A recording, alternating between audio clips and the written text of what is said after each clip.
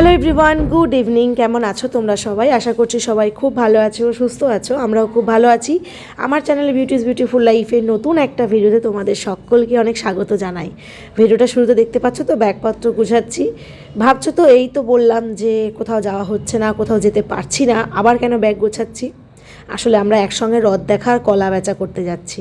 মানে কি হয়েছে ব্যাপারটা বলো তো, 2-3 দিন হাজব্যান্ডের কাজটা একটু হালকা আছে। আর তোমাদেরকে তো এর আগে বলেছিলাম যে মায়ের চোখটা অপারেশন করতেই হবে। নেপালে যখন গেছিলাম ডাক্তার বলেছিল, তাহলে 2-3 দিন যখন হালকা আছে আর শীতকাল যখন পড়েই গেছে, তাহলে এই ফাঁকে গিয়ে মেয়ে যে তখন স্কুলটা বন্ধ আছে, ছুটি চলছে, তাহলে এই ফাঁকে গিয়ে মায়ের চোখটা অপারেশন করে নিয়ে আসি। এবার অপারেশন করলে তো ধরো মোটামুটি 1 দিন থেকে 1.5 দিন, মানে প্রথম দিন তো পুরো প্রসেসিংয়ে আর কি টাইমটা চলে যায়। তারপরের দিন তো ভর্তি থাকবে আর কি, অপারেশন হবে। তারপর মানে সব দিয়ে মোটামুটি 3 দিন মতো লাগবে। আর যেহেতু শীতকাল, বুঝতেই পারছো, 3 জন যাবো একসাথে, লাগেজপত্র সব গুছিয়ে নিচ্ছি। সেই কারণেই আর কি এই যে ব্যাগপত্র সব গোছাচ্ছি এখন, গুছিয়ে টুছিয়ে কালকে ভোরবেলা আমরা বেরোবো। আমরা এর আগেও বলেছি, আমরা নেপালে বিরাটনগর রানী আই হসপিটালে যাই আই ট্রিটমেন্ট সমস্ত পারপাসে। আমরা 3 জন ট্রিটমেন্ট করাই, মানে আমি, মেয়ে, হাজব্যান্ড।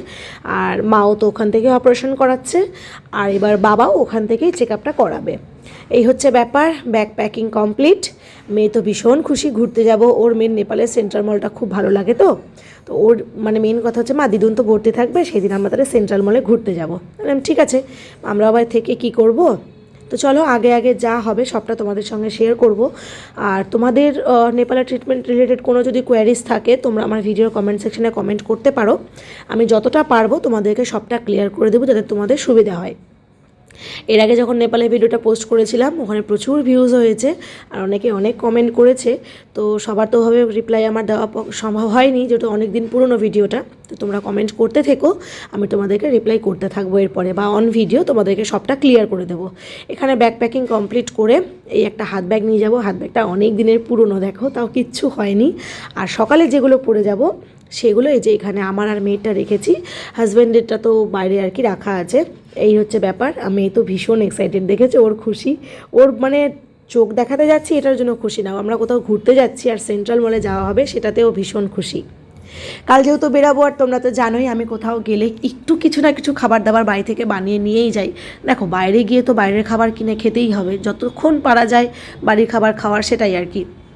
আর ওখানে না একবার হসপিটালে ঢুকে গেলে সমস্ত প্রসেস এত ফাস্ট হয়, তুমি যে আলাদা করে বাইরে বেরিয়ে এসে খাবার দাবার খাবে সেই সময়টা পাওয়া যায় না একটা জায়গায় না আসা পর্যন্ত।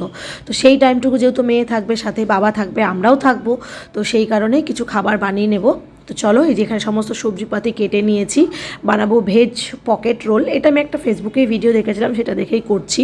আমি পিওর ভেজ করে করছি, তার কারণ বাবা মা এখন কিছুদিন আর কি সম্পূর্ণ নিরামিষ খাবে, তো সেই জন্য। আর তোমরা চাইলে এই সমস্ত যা ভেজিস দিয়েছি তার মধ্যে পেঁয়াজ, তারপরে চিকেন দিতে পারো, বা ডিম সেদ্ধ দিতে পারো, এরকম করে করতে পারো। আর এখানে সকালবেলা ভোরবেলা আমি আর কি চিড়ের পোলাওটা করব, তার জন্য সমস্ত সবজিগুলো কেটে এখনই রেখে দিচ্ছি। আর এই যে ভেজিসগুলো ভাজছি না, ওর মধ্যে একটু কাজু, কিশমিশ আর এই ছানা দেব। তো ওগুলো আগে একটু ভেজে নামিয়ে রেখেছিলাম, ঘিয়ে ভেজে। সবগুলো এখানে দিয়ে এই যে মশলাটা আমার পুরোপুরি রেডি। এইবারে এটাকে দেবো, সম্পূর্ণ ঠান্ডা হতে রাখবো, একদম ঠান্ডা না হলে করা যাবে না। তো এইদিকে সম্পূর্ণ এগুলো ঠান্ডা হবে। আর চলো তোমাদেরকে একটা জিনিস দেখাই, সেটা কি বলো তো। এর আগে থেকে তোমরা যদি আমার ভিডিও দেখো তাহলে জেনে থাকবে যে আমাদের বাড়ির সামনে এই টাইমটা করে একটা মেলা বসে। আসলে ওই যে মোড়ের মাথাটা দেখছো, প্যান্ডেলের মতো করা আছে, ওখানে তো তারা মায়ের মন্দির আছে। আর এই সময়টা তারা মায়ের এই পুজো উপলক্ষে মেলা বসে। যেহেতু আজকে প্রথম দিন, খুব একটা দোকানপাট সেরকম কিছু বসেনি, তবুও টুকটাক ভালোই বসেছে। তো মেয়ে বললো যে বাবা তাহলে চলো একটু ঘুরে আসি, সেই জন্য ওরা বাবা মেয়ে বেরিয়েছে একটু ঘুরে দেখবে বলে। আমরা ঘুরে টুরে আসি, তারপরে আমি যখন ঘুরবো তখন তোমাদেরকে পুরো মেলাটা ভালো করে ঘুরে দেখাবো। যদিও জায়গার অভাবে এখন মেলাটা খুব ছোট হয়ে গেছে, সেরকম আগের মতো কিছুই বসে না। এই যে চলে এসেছে বাবা মেয়ে মেলা থেকে। আর এখানে এই যে যাবে আর কিছু কিনে আনবেন, এটা তো হতেই পারে না। কিনে এনেছে একটা স্টিকার বুক, ইদানিং ওর কালার আর এই স্টিকার এর ওপরে যে কী পরিমাণ ন্যাক হয়েছে কি বলবো। এই একটা বুক কিনেছে, তারাও তোমাদেরকে পুরোটা খুলে দেখাই। রান্নাঘরের অবস্থা তো বুঝতেই পারছো, রান্নাবান্না করছিলাম। এই যে একসঙ্গে 6টা পাতা আছে, খুব সুন্দর স্টিকারগুলো, 6খানা পাতা আছে, 20 টাকা দাম নিয়েছে। আমি তো ভাবছি এগুলো তো এর আগে স্মার্ট বাজারে দেখেছিলাম ওই 180 টাকার মতো দাম দেখেছিলাম, আর এখানে মেলায় 20 টাকা পেয়ে যাচ্ছি, ভাবতে পারো মেলাতেই কিন্তু এরকম পাওয়া যায়। আর এই যে দিলখোশ পাঁপড়, আমরা তো এগুলোকে দিলখোশ পাঁপড়ই বলি, তোমরা কে কী বলো জানি না। এগুলো কিন্তু এখন মেলা টেলাতেই পাওয়া যায়, তাই না? অন্য সময় আর অন্য কোথাও কিন্তু এরকম পাওয়া যায় না। এইসব দেখে টেকে নিয়ে আমি আবার খাবার দাবারের আয়োজন করছি। এই যে বলেছিলাম পকেট রোল, ওই যে রুটির মতো যে শিটগুলো বানিয়ে রেখেছিলাম, সেইটাই এখন কেমন হচ্ছে না হচ্ছে সেটা টেস্ট করার জন্য আমরা কয়েকটা বাড়িতে বানিয়ে খাই। খেয়ে আর বাদ বাকিগুলো কাল প্যাক করে রেখে দেবো, কাল সকালে আবার খাবো। আর এখানে ওই যে ওর স্টিকার নিয়ে এখন কত রকম কথা, কত রকম গল্প। আসলে এটা মানে যে প্রসেসটা আমি দেখেছিলাম ভিডিওতে, সেটা হচ্ছে একদম ডিপ ফ্রাই করা। তো এই এত হেলদি খাবারটা আমি চাইছিলাম না ডিপ ফ্রাই করে এর মানে গুণগত মানটা নষ্ট করে দেওয়ার, তো সেই কারণে আমি এয়ার ফ্রাই করছি। তাওয়াতে অল্প অল্প করে তেল বা বাটার বা ঘি দিয়ে কিন্তু শ্যালো ফ্রাই করেও খাওয়া যাবে। আর কিছু সুইট পটেটো ছিল, সেগুলোকেও বয়েল করে নিয়েছি, কয়েকটা খেয়েছি। আর এই যে 3টেই আছে, আর এই যে 4টে এখানে ভেজে বানিয়ে নিয়েছি আমাদের খাওয়ার জন্য আর কি। খেয়ে দেখি কেমন লাগছে এই আর কি। আর মেয়ে আগে এই যে এগুলোই খাচ্ছে, তো চলো খাই, খেয়ে তারপরে তোমাদেরকে দেখাচ্ছি কেমন লাগলো। খেতে কিন্তু বেশ ভালোই হয়েছিল। আর সেদিন রাত্রে আর কোনো রকম কোনো ভিডিও করতে পারিনি, এটা পরের দিন সকাল সকাল অ্যাকচুয়ালি না, ভোর। এখন এই যে ঘড়িতে বাজে 3:10, আমি উঠেছি 3টের সময়। খাবার দাবার বানাবো, সব কিছু প্যাক করে আমাদেরকে বেরোতে হবে, মানে 4:30টার মধ্যে বেরিয়ে পড়তেই হবে যে করেই হোক, কারণ আমাদের ট্রেন আছে 4:55-তে। তো চলো এখন রান্নাঘরে গিয়ে সমস্ত কাজকর্ম শুরু করে দিয়েছি। এখানে চিড়ের পোলাওয়ের জন্য গাজর, বিনস, ক্যাপসিকাম, মটরশুঁটি যা যা ছিল আর কি, সেগুলো সব ভেজে নিচ্ছি। এদিকে কয়েকটা পরোটা ভেজে নিচ্ছি। আটাটা রাতেই আর কি অর্ধেক রুটির মতো করে ভেজে রাখা ছিল, এখন শুধু জাস্ট তেলে আর কি ঘুরিয়ে নেব। এদিকে পরোটাটা হবে। আর এই দিকে আবার এয়ার ফ্রায়ারে ওই যে বাকি যে শিটগুলো আমি ওই টিফিন বক্সে করে রেখে দিয়েছিলাম ফ্রিজে, সেটা এখানে বসিয়ে দিয়েছি। এই যে এখানে বাকিটা আছে, এই 3টে হলেই হয়ে যায়। খাবার দাবারগুলো কমপ্লিট করে সমস্ত কিছু এবার আর টিফিন বাটিতে নিয়ে যাব না। টিফিন বাটিতে নিয়ে গেলে কি হয়, রাখারখির পরে খুব অসুবিধা হয়। ওই জন্য এবার এই ফয়েল বাটি আর ফয়েল প্যাকেটগুলো নিয়েছি। তোমার যা হবে খাওয়া দাওয়া হবে আর সব ফেলে ফেলে দেবো, তাহলে কি ব্যাগটা হালকা হয়ে যাবে। আর না হলে না মানুষের থেকে ব্যাগ বেশি হয়ে যায়। এখানে চুটুর পুটুর অনেক খাবার নেওয়া হয়েছে, শসা, কমলা লেবু, গুড় বাদাম, তারপরে কিছু এক্সট্রা টিস্যু নিয়েছি, চামচ নিয়েছি। আর ওই যে মিষ্টির প্যাকেটটা দেখছো, ওখানে ওই যে প্যাড়া নিয়েছি, মিষ্টি প্যাড়াগুলো। তো কিছু না পেলে ওগুলো খেয়েও তো জল খাওয়া যাবে, সেই জন্যই আর কি। আর মেন টেনশন হচ্ছে বাবা মা তো নিরামিষ চলছে, তো সেই জন্য ওদের জন্য আরও মেন টেনশন হচ্ছে এই 2-3টে দিন কী করে কাটাবে, সেটাই আর কি ব্যাপার।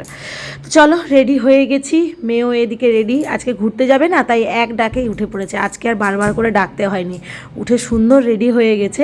আর আমি এখন যখন ভয়েসটা দিচ্ছি তখন আমি নেপালেই আছি। আজকে মাকে আবার অ্যাডমিট করা হবে অপারেশনের জন্য।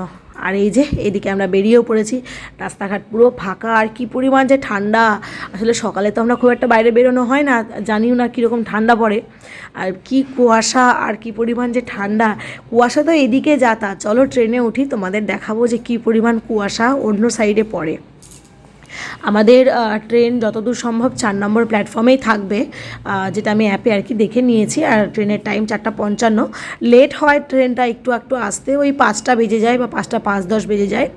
তো স্টেশনে এসে চলো এবার 4 নম্বর প্ল্যাটফর্মে যাই। আর প্ল্যাটফর্মে এসেই দেখছি যে ট্রেনটা অলরেডি দাঁড়িয়ে আছে, মানে ট্রেনটা খুব তাড়াতাড়ি এসেছে।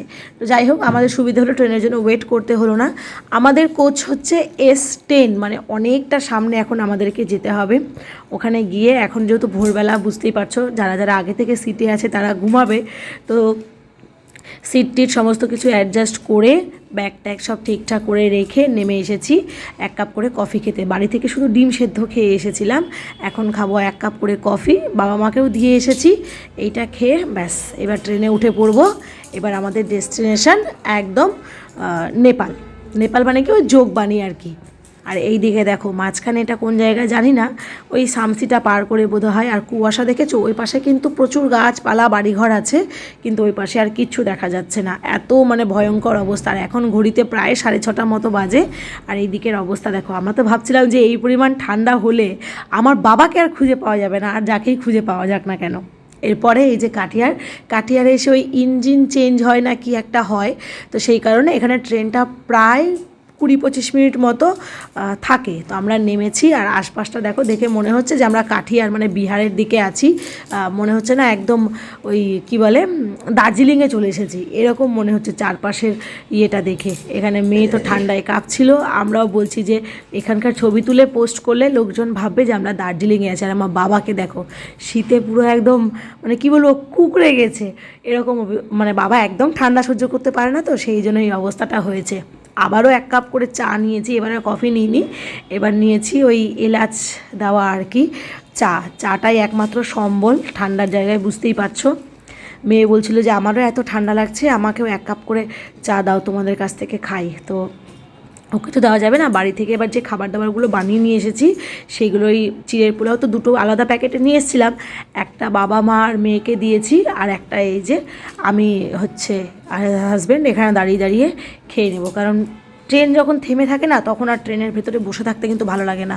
আর আমাদের সিটটাও খুব একটা ভালো জায়গায় পড়েনি, যেহেতু লাস্ট মোমেন্টে সিট কেটেছি, ওই কি বলে তৎকাল করে না কি করে আর কি, এমার্জেন্সি হয়ে ট্রেনটা আর কি সিটটা আর কি আমরা বুক করেছিলাম।